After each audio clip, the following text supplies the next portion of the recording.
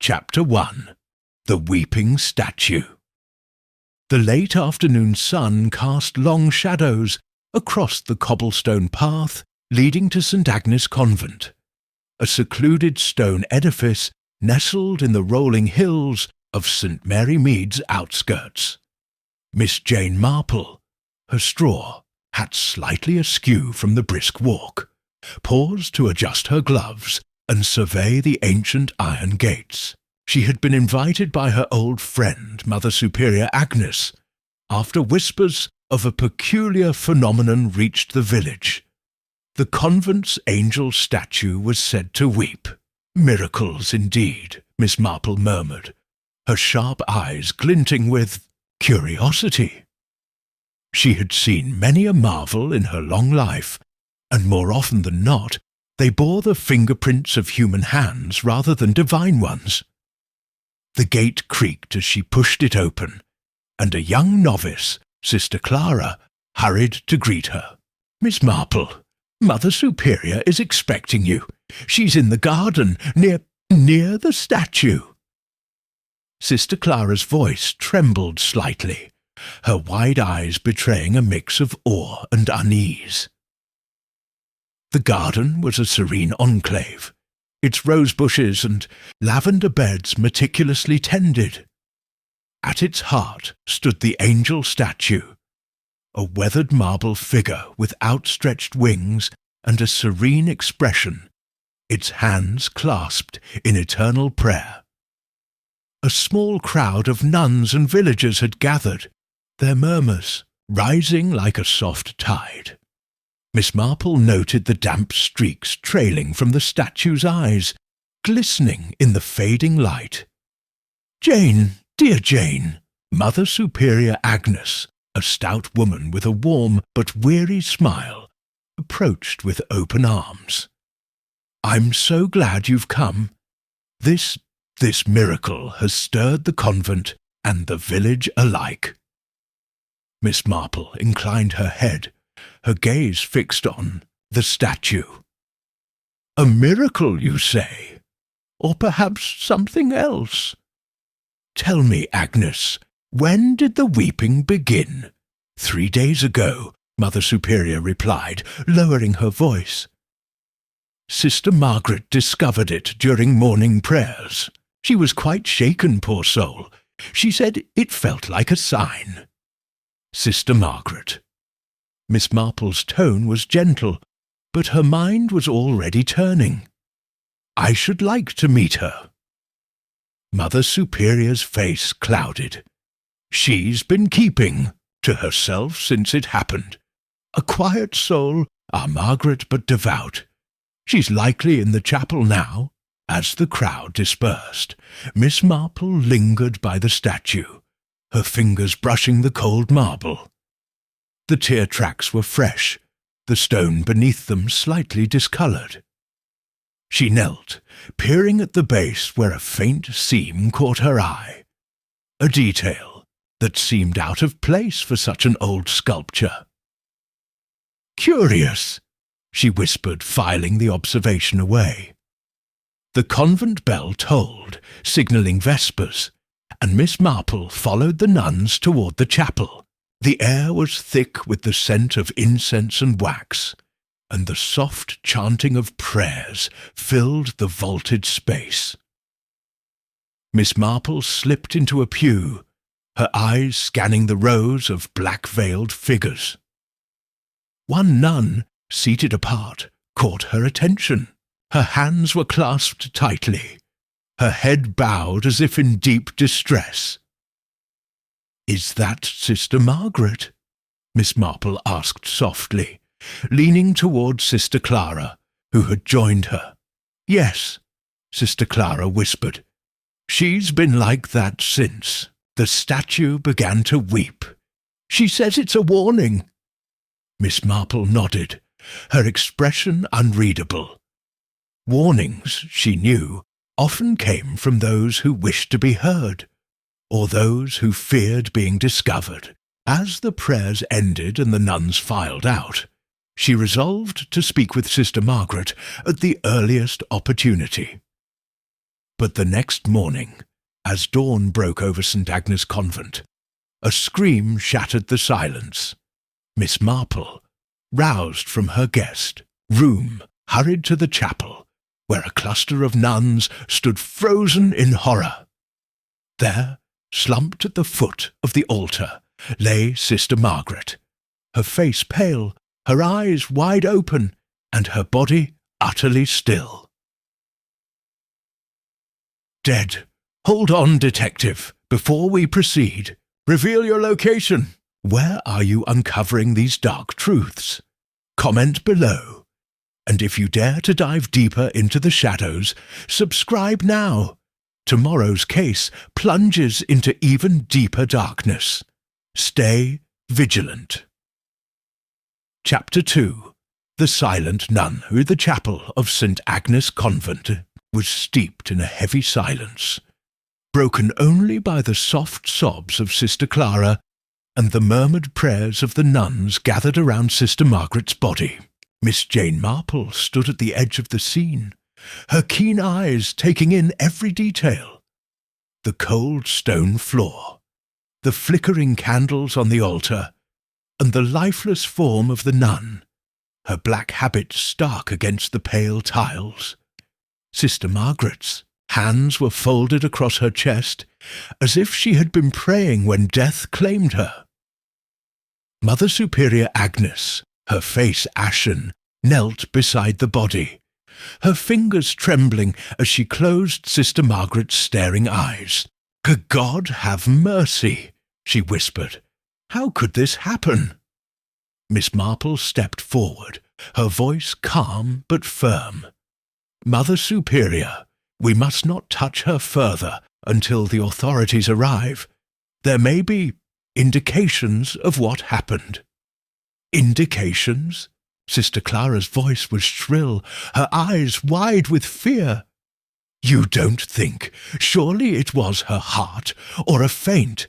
She was frail, always so frail." Miss Marple's lips pursed slightly. "Perhaps, but we must be certain." She glanced at the other nuns, noting their varied expressions: grief, shock, and, in one or two, something akin to unease. She made a mental note of Sister Beatrice, a tall, stern-faced nun, whose hands were clenched tightly at her sides, and Sister Teresa, whose gaze darted nervously toward the chapel door. The village constable, Mr. Hargreaves, arrived shortly after, his heavy boots echoing in the sacred space. He was a practical man, unaccustomed to the cloistered world of the convent, and his discomfort was evident as he surveyed the scene. "Right then," he said gruffly. "Dr. Simmons is on his way to examine the body. Miss Marple, you're here, I see. Got any thoughts?" "Only that we must proceed carefully," Miss Marple replied, her tone mild, but her eyes sharp. "Sister Margaret was distressed about the weeping statue, I understand. Did she speak of anything else unusual?" Mother Superior hesitated, then shook her head. She was quiet as always, devoted to her prayers and her duties.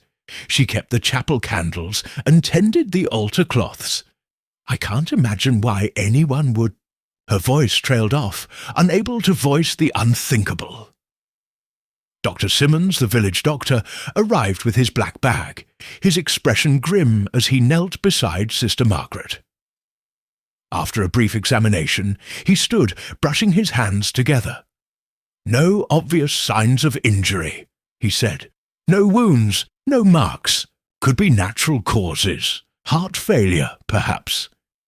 She was thin, looked under strain. But I'll need to take her to the surgery for a proper look." Miss Marple's gaze lingered on Sister Margaret's face, serene in death, yet oddly taut, as if frozen in a moment of surprise. "Doctor, might I ask if you noticed anything unusual? Her hands, perhaps, or her expression?"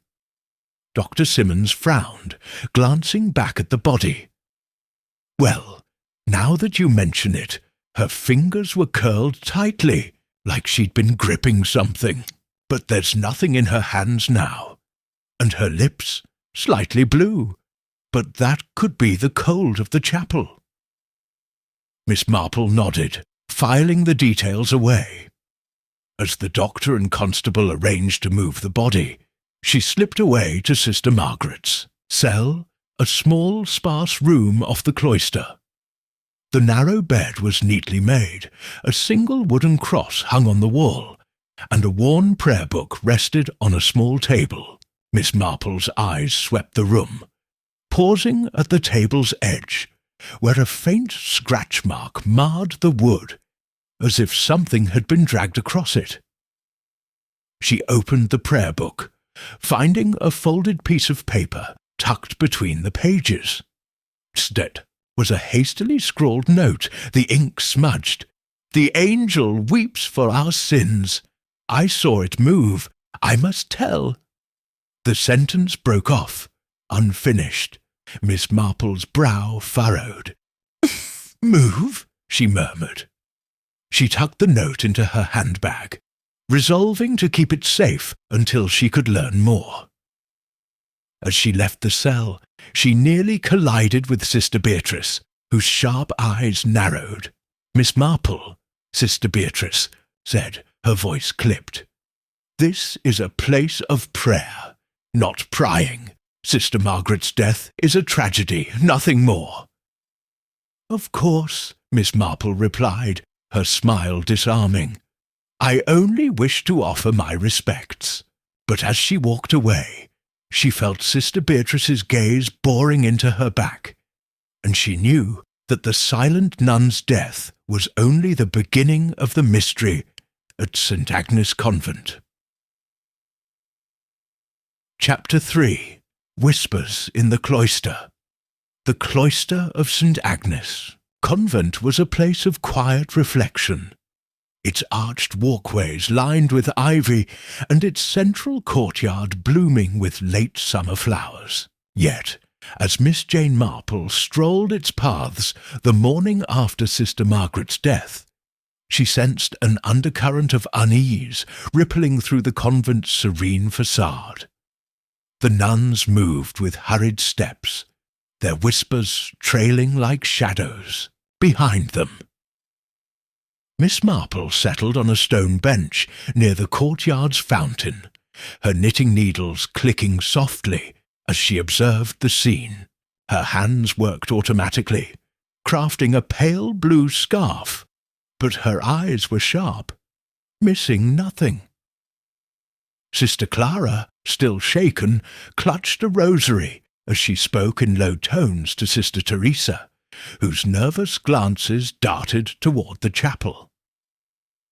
Sister Beatrice, ever stern, stood apart, her gaze fixed on the distant angel statue as if daring it to weep again. "Such a tragedy," Miss Marple murmured to Mother Superior Agnes, who had joined her on the bench. "Sister Margaret must have been well loved." Mother Superior sighed, her fingers tracing the edge of her prayer book. "She was quiet, but kind.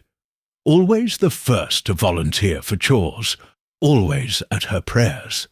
But lately, she seemed troubled. I thought it was the statue stirring her soul." "Troubled?" Miss Marple's tone was gentle, inviting confidence. "Did she share her worries with anyone?" "Not with me," Mother Superior admitted. "She was closest to Sister Clara, perhaps. They often worked together in the chapel, and she spoke occasionally with Mr. Tobin, the groundskeeper. He's been with us for years, tending the gardens." Miss Marple nodded, her needles pausing briefly. "I should like to speak with Sister Clara, if she's not too distressed, and perhaps Mr. Tobin, to understand the statue's history." "Of course," Mother Superior said, though her eyes flickered with hesitation. "But Jane, do be gentle. The sisters are fragile now. and the village is already buzzing with talk of curses and omens. Miss Marple's smile was reassuring, but her mind was already turning. Curses and omens were the stuff of gossip, but secrets were the currency of truth, and she suspected St. Agnes held plenty of those. She found Sister Clara in the chapel, polishing the brass candlesticks with a vigour that suggested she was trying to scrub away her grief. The young nun started at Miss Marple's approach, nearly dropping her cloth. "Oh, Miss Marple, I didn't see you. I didn't mean to startle you, dear," Miss Marple said, settling into a pew. "I only wondered how you're faring. You and Sister Margaret were close, I understand." Sister Clara's eyes welled with tears. "She was like a sister, more than the others, I mean. She listened to me, taught me how to arrange the altar flowers. She said the statue's tears were a sign that we weren't pure enough."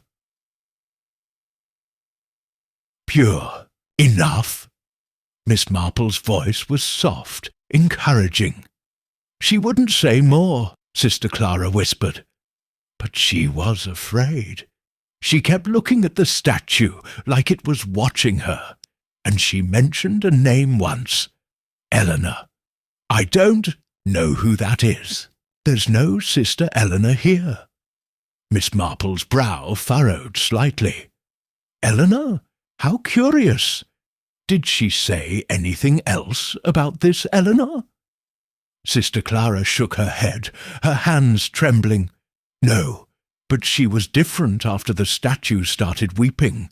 Distracted, like she was carrying a weight." Miss Marple patted the girl's hand, her touch warm and steady. "You've been very helpful, Sister Clara. Try to rest now." As she rose, she caught a glimpse of Sister Teresa lingering near the chapel door, her face pale as she quickly turned away. Later that afternoon, Miss Marple sought out Mr. Tobin, the groundskeeper, whom she found pruning rose bushes near the angel's statue. He was a wiry man in his 60s, his face weathered by years of sun and wind. He tipped his cap as she approached, his eyes wary. "Good day, Mr. Tobin," Miss Marple said brightly. "A lovely garden you keep. I understand you've been here many years." "Aye, nigh on 30, he replied, his voice gruff. "Seen a lot, I have, but this weeping statue, it's got folks in a right state." "Indeed," Miss Marple said, her gaze drifting to the statue. "Do you know its history? It seems an unusual piece." Mr. Tobin hesitated, his pruning shears pausing mid-snip. "Came from the old manor, they say, before it burned down in 95. Gifted to the convent by the last lord's widow. Odd thing, though. Some say it was carved for a grave, not a garden. Never heard of it weeping before, mind." "A grave?" Miss Marple repeated softly, her eyes narrowing. "How fascinating! And Sister Margaret, did she ever speak of it?"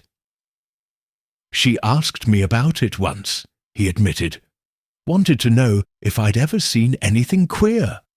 I told her no, but she kept staring at it like it was speaking to her."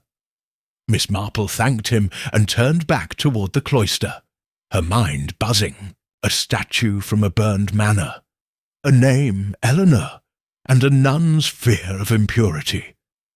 The threads were there, faint but undeniable, and Miss Marple knew that somewhere in the whispers of St. Agnes they would begin to weave together.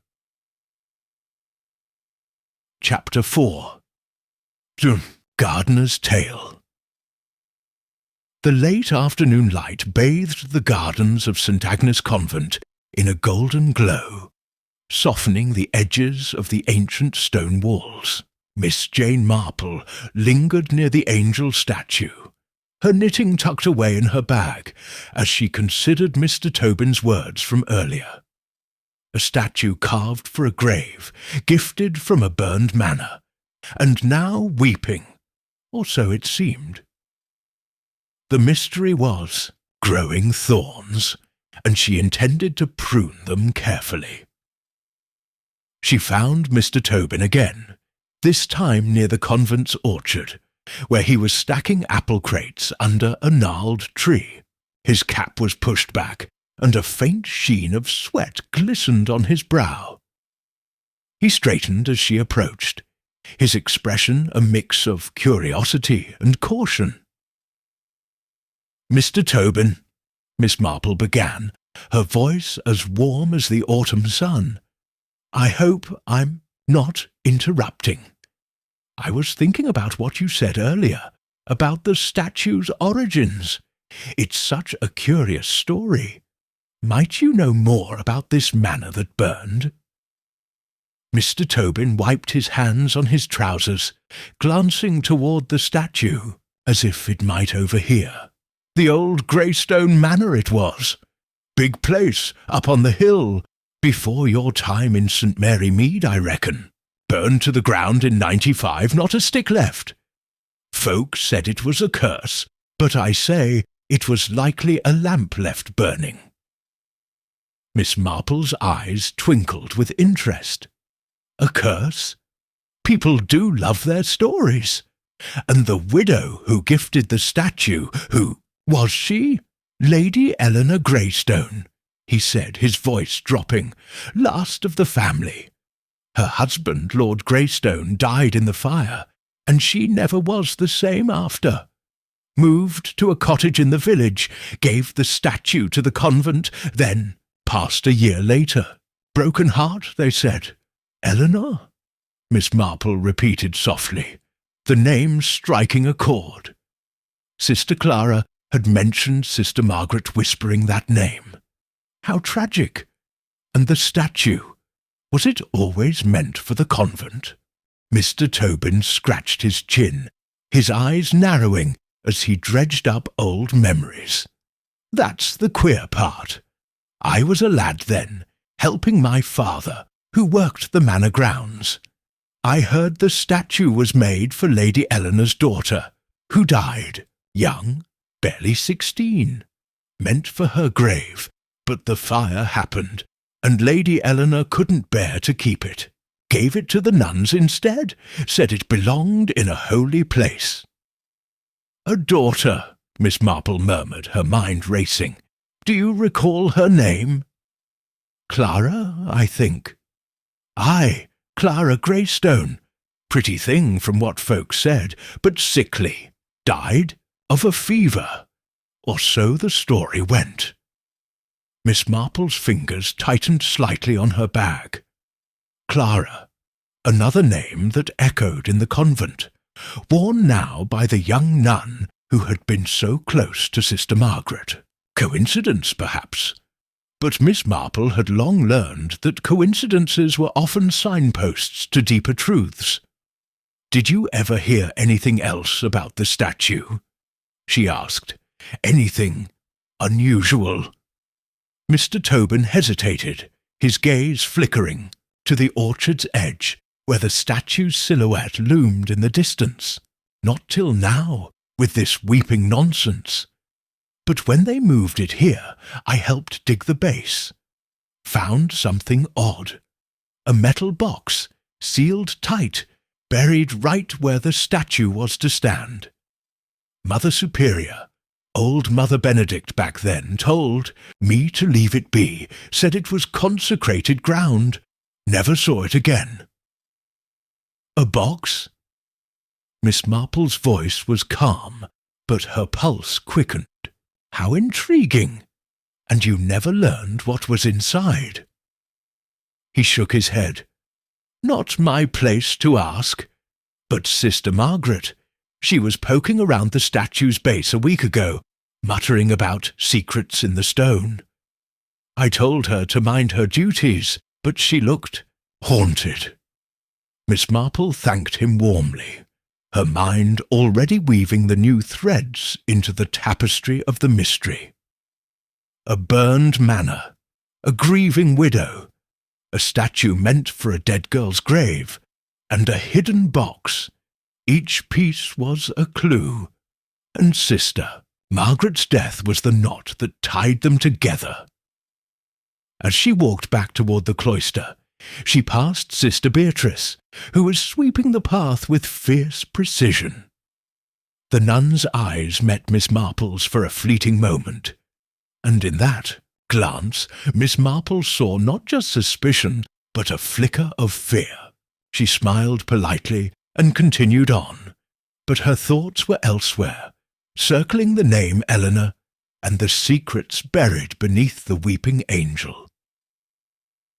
Chapter 5. A Letter from the Past. The evening shadows stretched long across St. Agnes Convent, as Miss Jane Marple sat in her guest room, a modest chamber with a single window overlooking the cloister. A small oil lamp cast a warm glow over the table where she had spread out her knitting, though her needles lay idle. Her thoughts were consumed by the growing puzzle. Sister Margaret's death, the weeping statue, and now the tantalizing hints of Greystone Manor's tragic past. She reached into her handbag and retrieved the crumpled note she had found in Sister Margaret's prayer book. The words, scrawled in a hurried hand, seemed to pulse with urgency. "The angel weeps for our sins. I saw it move. I must tell." The abrupt end of the sentence gnawed at her. Who had Sister Margaret intended to tell, and what had she seen? Miss Marple's eyes drifted to the prayer book, which she had brought from Sister Margaret's cell. She opened it again, her fingers brushing the worn pages. As she did, a faint rustle caught her attention. Tucked deeper within, almost invisible against the binding, was another piece of paper, this one yellowed with age, its edges brittle. She unfolded it carefully, revealing a letter written in elegant faded ink. "My dearest Clara, forgive me. The weight of our secret grows heavier with each passing day. I thought burying it would bring peace, but the angel watches, and I fear its judgment. If you read this, know that I acted out of love, not malice. The box holds the truth, but it must remain sealed for all our sakes. Burn this letter, I beg you, and pray for my soul. Yours in eternity, Eleanor Miss Marple's breath caught. Eleanor, Lady Eleanor Greystone, the widow who had gifted the statue. And Clara, her daughter, or perhaps another Clara from the past. The letter's cryptic references to a secret and a box aligned chillingly with Mr. Tobin's tale of the metal box buried beneath the statue. But what secret could be so grave that it haunted Eleanor to her dying day? She tucked the letter back into the prayer book, her mind racing. Sister Margaret must have found this letter, perhaps while cleaning or searching the convent's archives. Had its contents driven her to probe the statue's base, as Mr. Tobin had observed? And had that curiosity led to her death?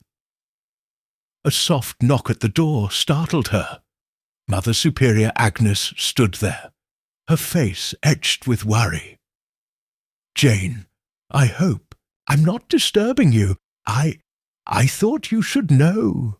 Sister Teresa found something in the chapel this evening, near where Sister Margaret was discovered." Miss Marple rose, her curiosity piqued. What did she find? "A small vial," Mother Superior said, her voice barely above a whisper. "Empty, but it smells strange, bitter, like almonds. I've locked it in my office, but I don't know what to make of it." "Almonds," Miss Marple repeated, her thoughts flashing to Dr. Simmons' mention of Sister Margaret's blue-tinged lips. A bitter almond-like smell often pointed to something far more sinister than a heart ailment. You were right to secure it. I should like to see it if I may, and perhaps speak with Sister Teresa. Mother Superior nodded, though her hands twisted nervously. Of course. But Jane, the sisters are frightened. Talk of poison is spreading, and some are saying the statue's tears are a curse. Fear makes shadows of molehills, Miss Marple said gently. Let us shed light on this, Agnes, and the shadows will fade.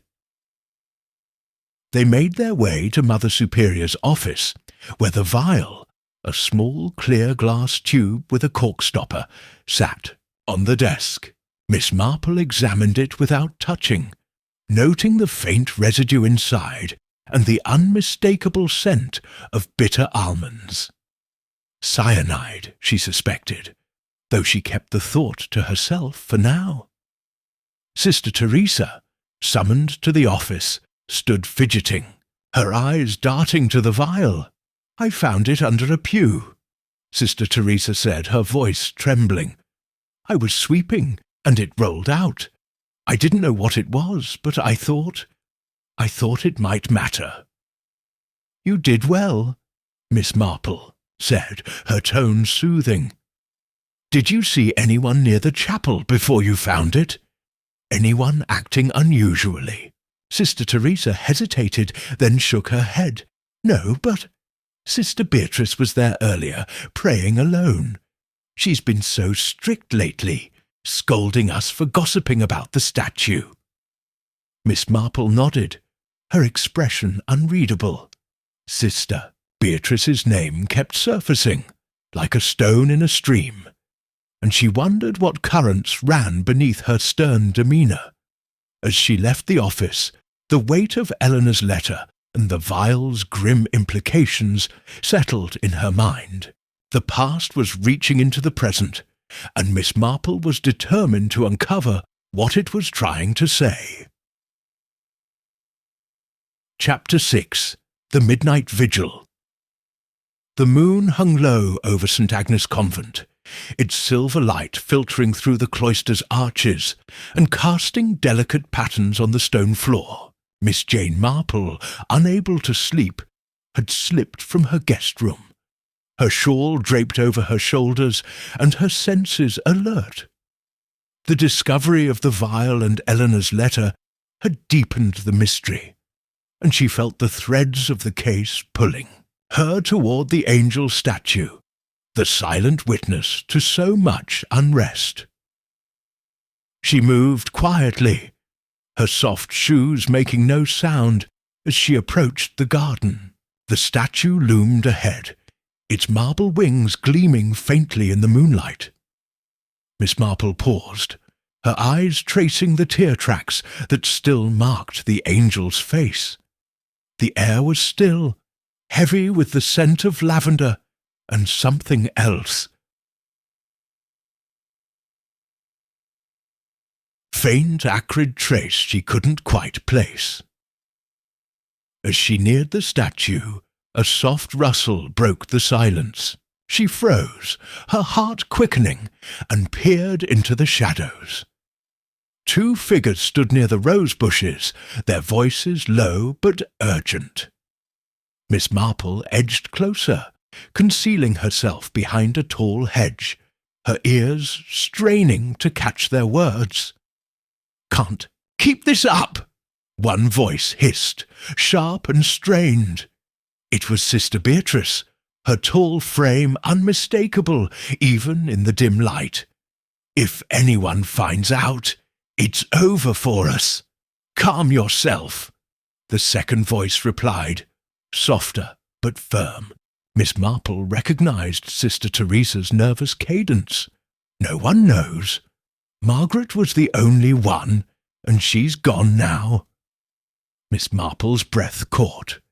She leaned forward, careful not to rustle the leaves, as Sister Beatrice's voice dropped. even lower. The statue's still a problem. If it happens again, they'll dig deeper. We need to stop it. It's not that simple, Sister Teresa whispered. The mechanism's old, and I don't know how to fix it. We should never have touched it. Enough, Sister Beatrice snapped. Go back to your cell. We'll deal with this tomorrow. Vigil. Two nuns parted, their footsteps fading into the night. Miss Marple remained still, her mind racing. A mechanism? The word confirmed her earlier suspicion about the statue's seam. But its connection to Sister Margaret's death, and the mention of her name in such a context, was alarming. What had the nuns done? And what secret were they so desperate to protect? She waited until the cloister was silent again before approaching the statue. Kneeling at its base, she ran her fingers along the stone, feeling for the seam she had noticed on her first visit.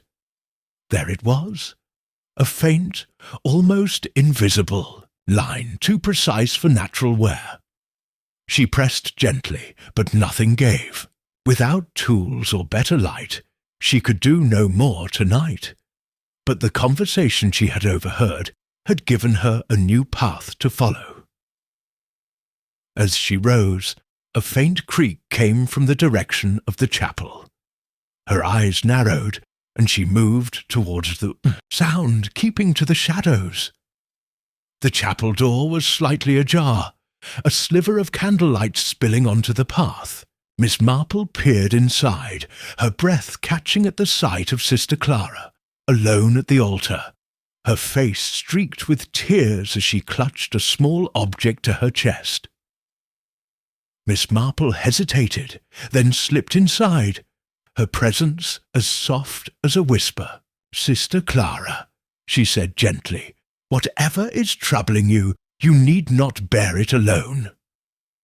Sister Clara gasped, nearly dropping the object, a small tarnished locket.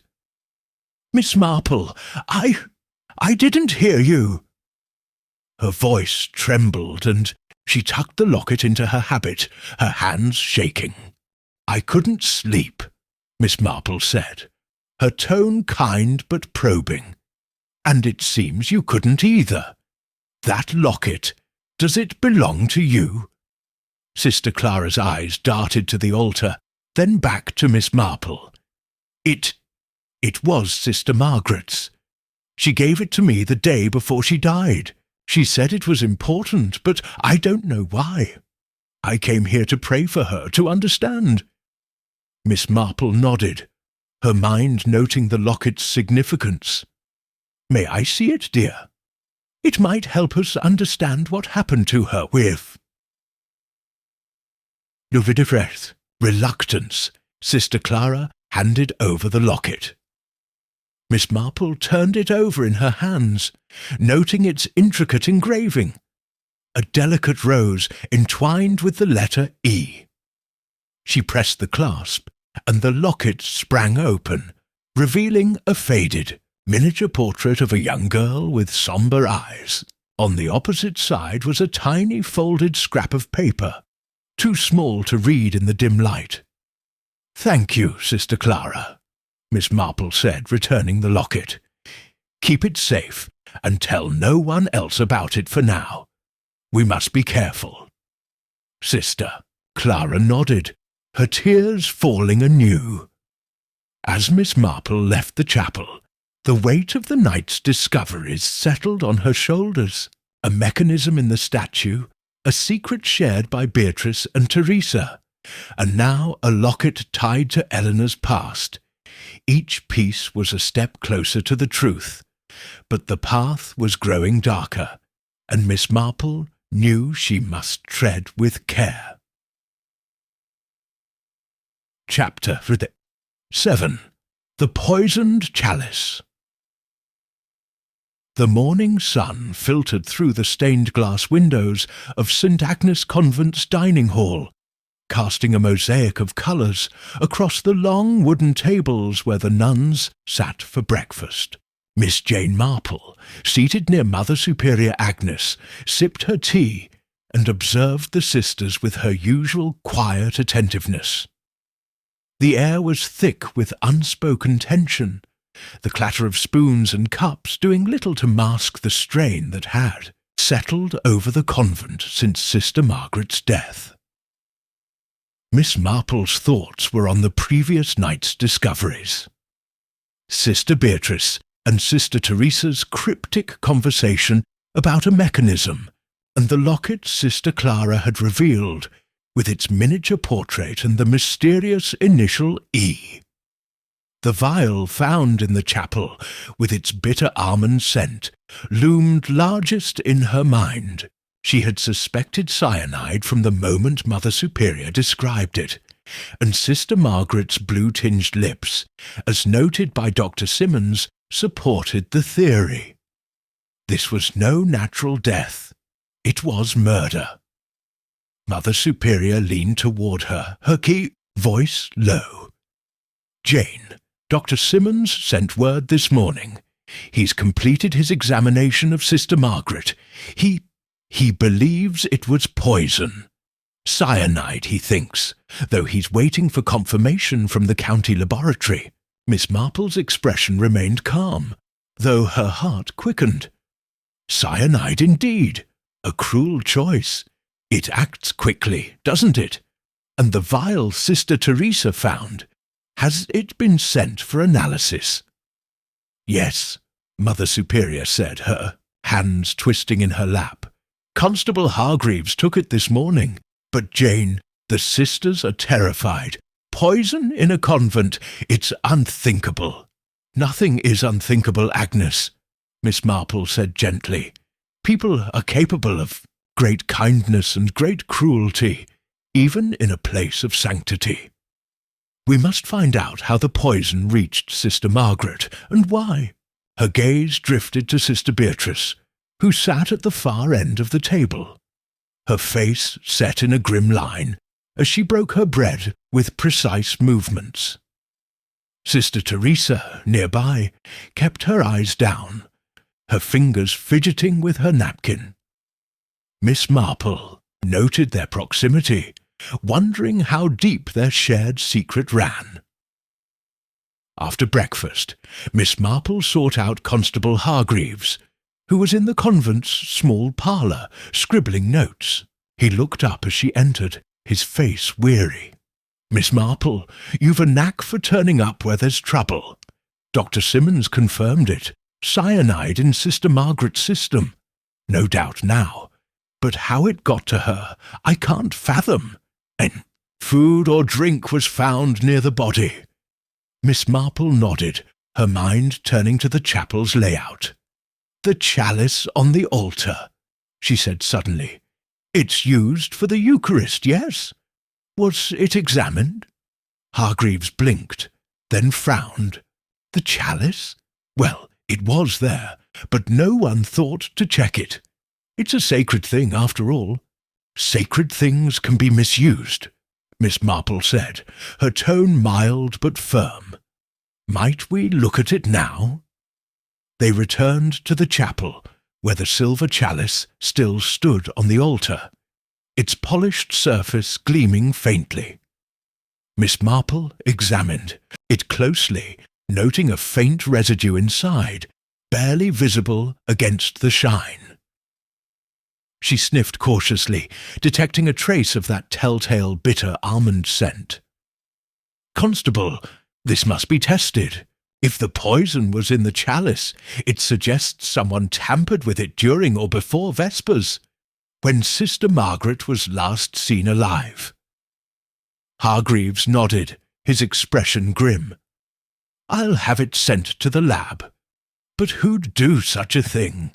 And why her?" Miss Marple didn't answer immediately, her eyes scanning the chapel. Sister Margaret had been tending the altar, a duty that placed her in close contact with the chalice.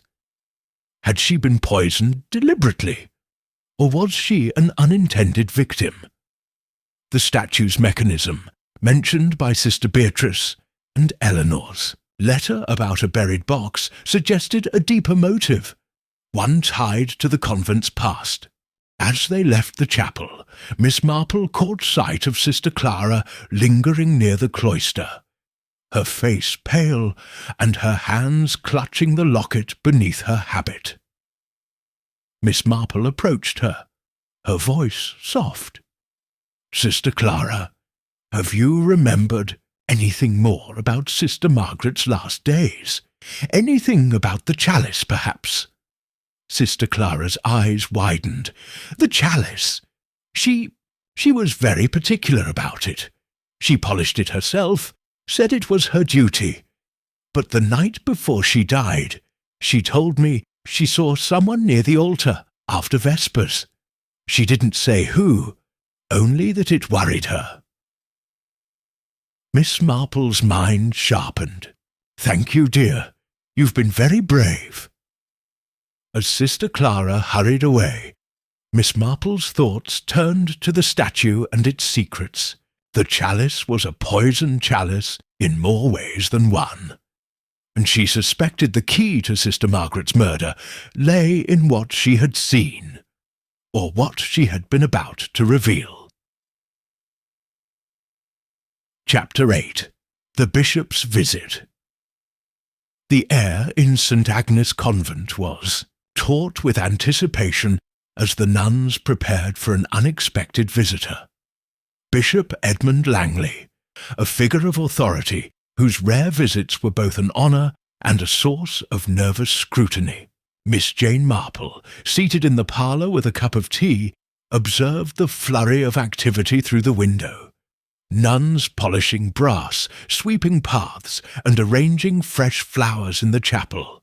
The timing of the bishop's arrival, so soon after Sister Margaret's murder, struck her as more than coincidental.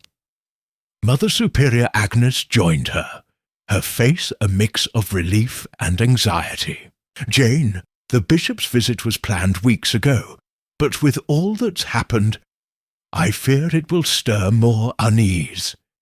He's here to bless the statue, you see, because of the weeping. The village is calling it a miracle." Miss Marple's eyes twinkled with interest. "A miracle indeed! And what does the bishop make of it? Has he shared his thoughts?" "Only that he wishes to see the statue for himself," Mother Superior replied. "He's a scholarly man, more interested in history than miracles. He asked about the statue's origins, but I could only tell him what Mr. Tobin told you, about Greystone Manor and Lady Eleanor." Miss Marple nodded, her mind returning to Eleanor's letter and the buried box. The bishop's interest in the statue's history might shed new light, or it might complicate matters further. She resolved to observe him closely. The bishop arrived at noon, his black car crunching along the gravel path. He was a tall, angular man in his 60s, with sharp grey eyes and a manner that blended warmth with authority. The nuns greeted him with bowed heads, and Miss Marple noted Sister Beatrice's rigid posture and Sister Teresa's nervous fidgeting as they stood in the receiving line. Sister Clara, pale but composed, clutched her rosary tightly. After a brief welcome in the parlour, Bishop Langley requested to see the statue. The group moved to the garden, where the angel stood serene under the midday sun, its tear tracks faintly visible. The bishop circled it slowly, his fingers brushing the marble as he murmured to himself. Miss Marple, standing nearby, caught fragments of his words. "Remarkable craftsmanship, unusual for a grave marker." "Your Excellency," she said, stepping forward with a polite smile. "You seem familiar with such sculptures. Do you know much of Greystone Manor's history?" The bishop turned, his eyes narrowing slightly, as if assessing her. "A little, Miss Marple, is it? Greystone was a tragic tale. Fire, loss, a family extinguished. I studied its archives years ago when I was a young priest. The statue, I believe, was commissioned for Clara Greystone, the daughter who died young. But its presence here is curious. Curious indeed, Miss Marple said, her tone light but probing. Some say it weeps for sins. Do you think it possible, Your Excellency? Bishop Langley's lips twitched, not quite a smile. Miracles are rare, Miss Marple, and often explained by earthly means. I've seen statues weep before. Condensation, cracks, even deliberate mechanisms. But this one... He paused, his gaze lingering on the statue's base. There's something about it. I'd like to examine the convent's records, if I may, Mother Superior. Mother Superior hesitated, then nodded. Of course, Your Excellency. Our archives are modest, but you're welcome to them. As the group returned to the convent, Miss Marple fell into step beside the bishop. You mentioned mechanisms, she said casually. Have you encountered such things in sacred statues? Once or twice, he replied, his voice guarded. In older churches, relics or statues were sometimes fitted with hidden compartments or pipes, often to inspire awe, or to conceal something. It's rare, but not unknown. Miss Marple's pulse quickened. The bishop's knowledge aligned with Sister Beatrice and Sister Teresa's whispered talk of a mechanism, and with Mr. Tobin's story of the buried box. She wondered if the bishop suspected more than he let on. Later, in the convent's archive room, a dusty chamber lined with leather-bound ledgers, Miss Marple joined the bishop and Mother Superior. As the bishop pored over records of the statue's donation, Miss Marple scanned the shelves, her eyes catching on a faded journal labelled Greystone Bequest. She opened it discreetly, finding a single entry in Lady Eleanor's hand. The angel guards what must not be seen. May God forgive me. Before she could read further, the bishop spoke, his voice sharp. Mother Superior, these records mention a sealed box interred with the statue. Do you know of it? Mother Superior paled. A box? I've heard rumours from Mr. Tobin, but nothing more. It's never been disturbed. The bishop's eyes met Miss Marple's, and she felt a flicker of recognition in his gaze, as if he sensed her role in unravelling the mystery. Some secrets, he said softly, are better left buried, but others demand the light. As they left the archive, Miss Marple's mind buzzed with possibilities. The bishop's cryptic remarks, the journal's hint, and the growing evidence of poison pointed to a truth buried deep in the convent's past. She knew the next step was to confront the statue's mechanism, and the nuns who guarded its secret. Chapter 9. The Locked Room. The afternoon at St. Agnes Convent was heavy with the weight of unspoken fears. The nuns moving through their duties with a quiet intensity that bordered on dread. Miss Jane Marple, her knitting bag slung over her arm, walked the cloister with purpose, her mind piecing together the mosaic of clues, the poisoned chalice, the weeping statue's mechanism, Eleanor's letter, and now Bishop Langley's cryptic interest in a buried box. Each fragment pointed to a secret rooted in Greystone Manor's past, and she sensed the mystery was nearing a critical turn. Her thoughts were interrupted by a commotion near the archive room, where a small crowd of nuns had gathered, their voices rising in alarm. Mother Superior Agnes pushed through, her face pale as she beckoned Miss Marple. "Jane, come quickly! Something's happened in the archive." Miss Marple hurried to the scene, finding the heavy oak door of the archive room ajar, its lock scratched and splintered as if forced. Inside, the air was thick with dust, and a single candle flickered on a table, casting eerie shadows across the shelves. Sister Teresa stood trembling in the corner, her hands clasped tightly, while Sister Clara knelt beside a toppled chair, her face streaked with tears. "What's happened?" Miss Marple asked, her voice calm but commanding. Mother Superior wrung her hands. Sister Teresa came to retrieve a ledger for the bishop and found the door like this. Then she heard a noise inside, a crash, and called for help. "We found this." She gestured to the floor, where a small leather-bound book lay open, its pages torn and scattered.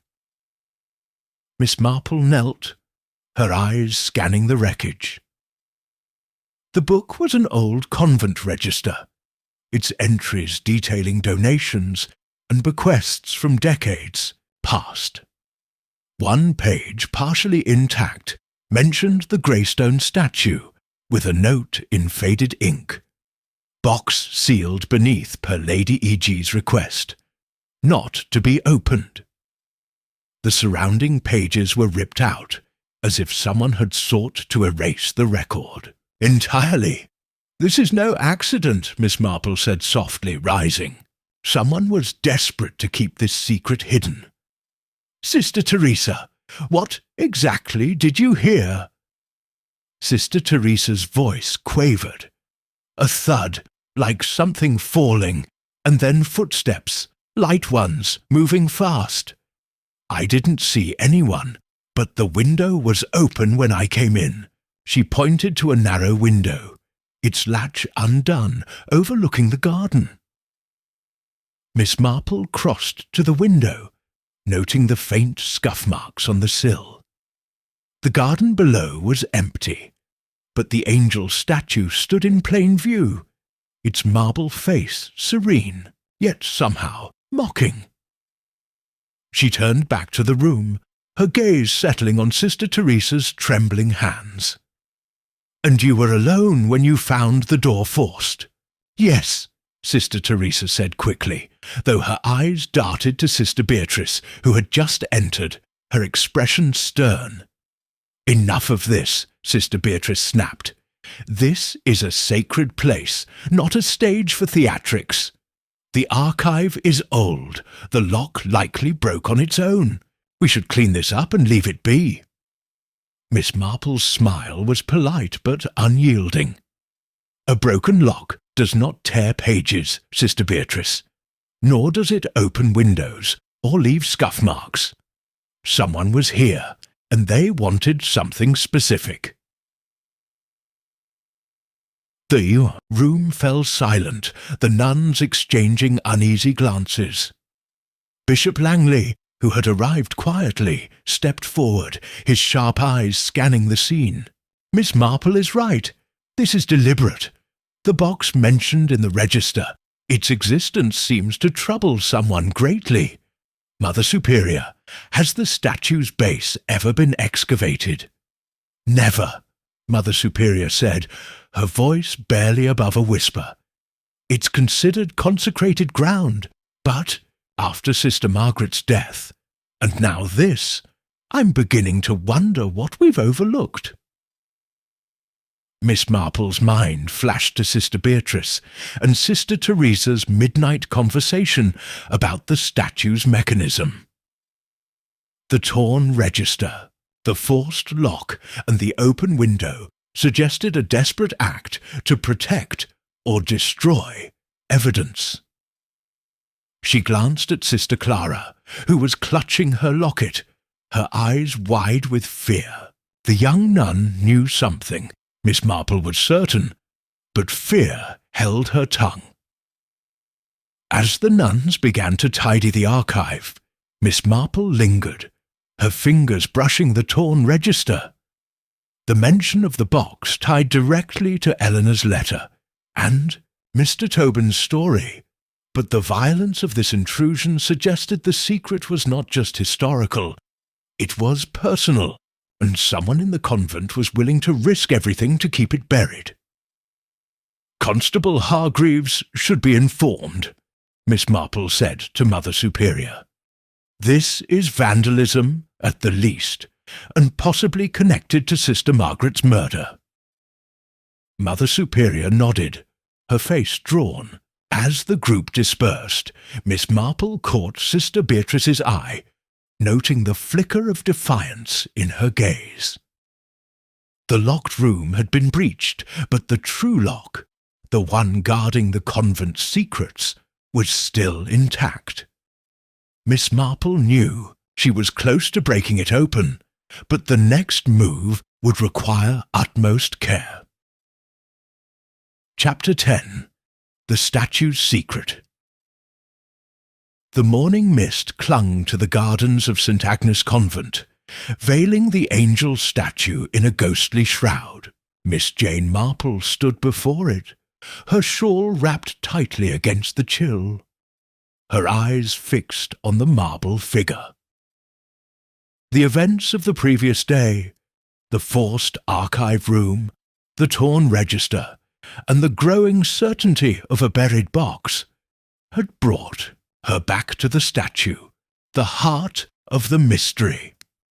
She was convinced it held more than spiritual significance. It concealed a mechanism, as Sister Beatrice and Sister Teresa had unwittingly revealed, and she intended to uncover it. Mr. Tobin, summoned at her request, approached with a small toolbox, his weathered face creased with unease. "Miss Marple, Mother Superior said you wanted to look at the statue's base. I don't like meddling with it, mind. Feels like tempting. Fate." "I understand, Mr. Tobin," Miss Marple said, her tone reassuring but firm. "But sometimes fate needs a gentle nudge to reveal its secrets. You mentioned a metal box buried here years ago. I believe it's time we see if it's still there." He hesitated, then nodded, kneeling to examine the statue's base. Miss Marple pointed to the faint seam she had noticed days earlier, barely visible against the weathered stone. "There," she said. "It's too precise for natural wear.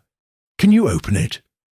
Mr. Tobin ran his fingers along the seam, then selected a thin chisel from his toolbox. With careful taps, he probed the stone, his movements slow to avoid damage. After a moment, a soft click echoed in the still air, and a small panel, no larger than a book, shifted slightly. He glanced at Miss Marple, his eyes wide. "Well, it's a compartment." Miss Marple leaned forward, her pulse quickening. Mr. Tobin eased the panel open, revealing a hollow space within the statue's base. Inside was a rusted metal box, its surface etched with faint engravings, a rose and the letter E, matching the locket Sister Clara had shown her. The box was sealed with a heavy lock, its mechanism intact despite years of burial. "Don't open it yet," Miss Marple said quickly, as Mr. Tobin reached for it. "We must be cautious. This box may hold the key to Sister Margaret's death and more." As Mr. Tobin carefully extracted the box, Miss Marple's eyes scanned the compartment's interior. A series of thin, tarnished pipes ran upward, barely visible, connecting to the statue's head. She followed their path, her mind flashing to Bishop Langley's mention of mechanisms in statues. "Mr. Tobin," she said, "these pipes, could they carry liquid to the statue's eyes?" He squinted, tracing the pipes with a calloused finger. "Aye, it's possible. Seen something like it in old fountains.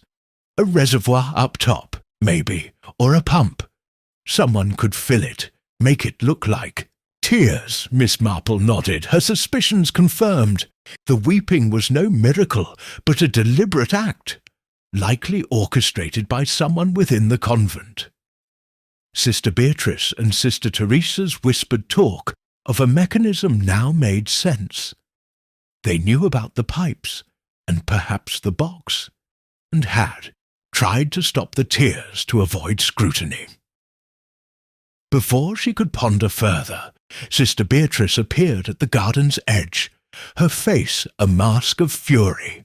"What are you doing?" she demanded, striding toward them. "This is sacred ground. You've no right to defile it." Miss Marple met her gaze calmly. "We are uncovering the truth, Sister Beatrice. This statue holds secrets, and I believe you know more about them than you've shared." Sister Beatrice's hands clenched, but her voice faltered. I protect this convent. That's all you need to know." "Protection can become concealment," Miss Marple said gently, "and concealment can lead to tragedy, as we've seen with Sister Margaret." Sister Beatrice turned away, her shoulders rigid, and stormed back toward the cloister. Miss Marple watched her go, noting the fear beneath her anger. The box now resting in Mr. Tobin's hands was a Pandora's box, and she suspected its contents would unravel the convent's carefully guarded past. Mother Superior Agnes, alerted by the commotion, arrived with Constable Hargreaves in tow. Miss Marple explained the discovery, her voice steady as she handed the box to the constable. "This must be opened carefully, Constable, and its contents examined. It may contain evidence of why Sister Margaret was killed, and who is responsible." Hargreaves nodded, his face grim. "I'll take it to the station and have it opened under supervision. Miss Marple, you've a knack for stirring things up, only when the truth is buried," she replied, her eyes twinkling faintly. As the constable departed with the box, Miss Marple lingered by the statue, her thoughts turning to the locket, Eleanor's letter, and the torn register. The mechanism explained the weeping, but the box's contents and Sister Beatrice's reaction suggested a deeper motive, one tied to the Greystone family and the convent's history. She knew the next revelation would bring her closer to the murderer, but it would also test the fragile bonds of St. Agnes. Chapter 11. The Confession. The late afternoon light filtered through the chapel windows of St. Agnes Convent, casting a soft glow over the polished pews and the altar where Sister Margaret had met her end. Miss Jane Marple sat in a quiet corner, her knitting needles idle in her lap, her mind weaving together the threads of the mystery. The discovery of the statue's mechanism and the locked box had shifted the case, but the heart of the matter, Sister Margaret's murder, remained unsolved. The box was now with Constable Hargreaves, awaiting a locksmith. But Miss Marple sensed the truth was closer, hidden in the hearts of those within the convent. Her thoughts were interrupted by a soft sob from the front of the chapel. Sister Clara knelt at the altar, her head bowed, her hands clutching the locket that had once belonged to Sister Margaret. The young nun's shoulders shook, and Miss Marple, ever attuned to the nuances of human emotion, rose and approached her gently. "Sister Clara," she said, her voice as warm as a hearth fire, "you carry a heavy burden, don't you? Whatever it is, sharing it may lighten the load." Sister Clara's head snapped up, her tear-streaked face pale with fear.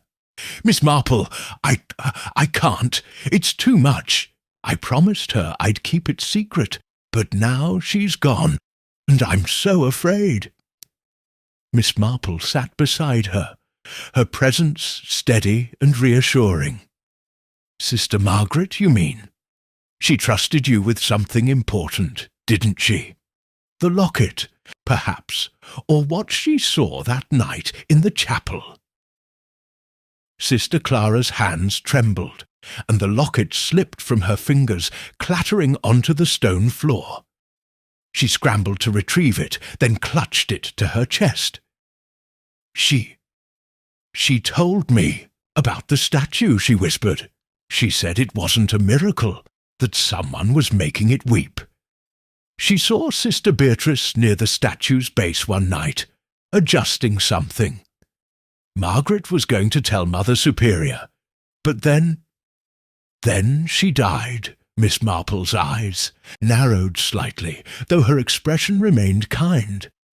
"That must have been very frightening for her and for you.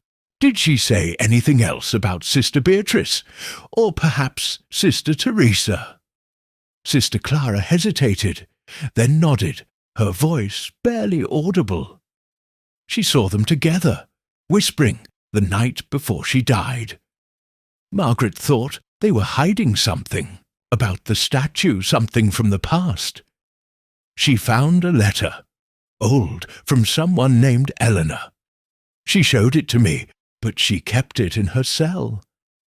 I think it's why she was killed." Miss Marple's pulse quickened. The letter Clara described matched the one she had found in Sister Margaret's prayer book, now safely tucked in her handbag. But Clara's confession added a new layer. Sister Margaret had confronted the statue's secret head-on, and it had cost her life. "You've been very brave, Sister Clara," Miss Marple said, patting her hand. "Did Margaret ever mention a box, or anything buried beneath the statue?"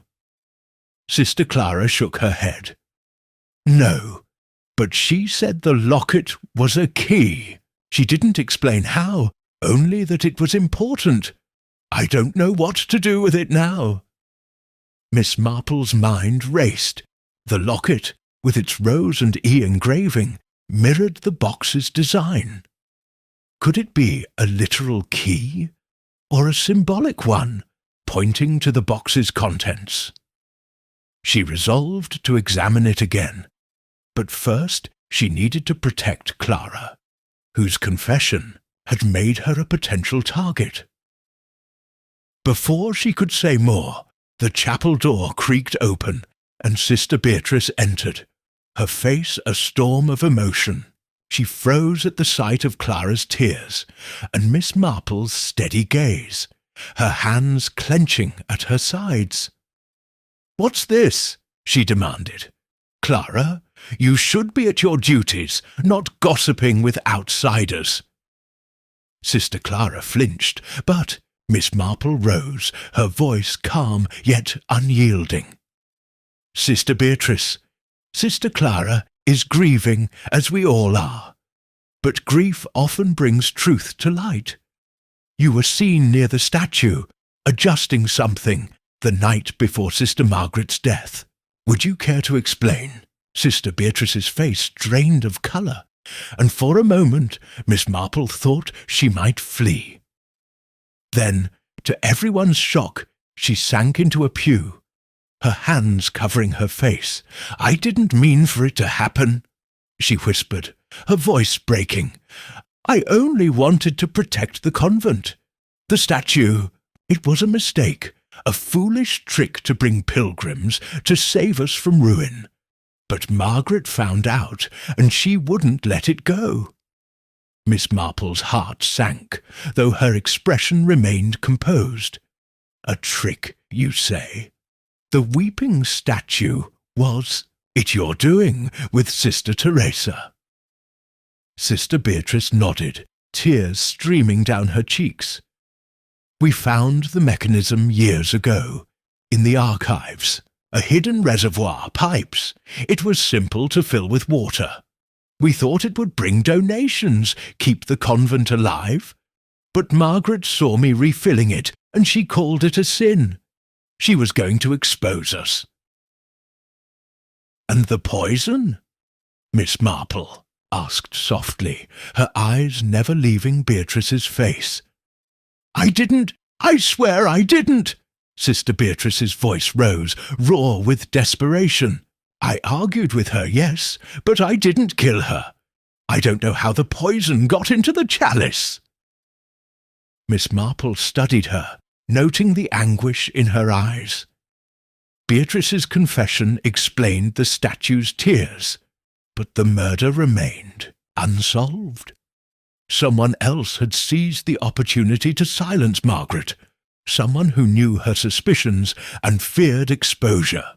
As Sister Clara sobbed quietly and Sister Beatrice buried her face in her hands, Miss Marple knew the final piece of the puzzle was within reach. Chapter 12. The Truth Unveiled. The evening shadows gathered in the dining hall of St. Agnes Convent, where the nuns sat in uneasy silence, their faces illuminated by the flickering light of candles. Miss Jane Marple stood at the head of the room, her slight figure commanding attention despite her unassuming presence. Mother Superior Agnes sat beside her, her hands clasped tightly, while Constable Hargreaves stood near the door, his notebook at the ready.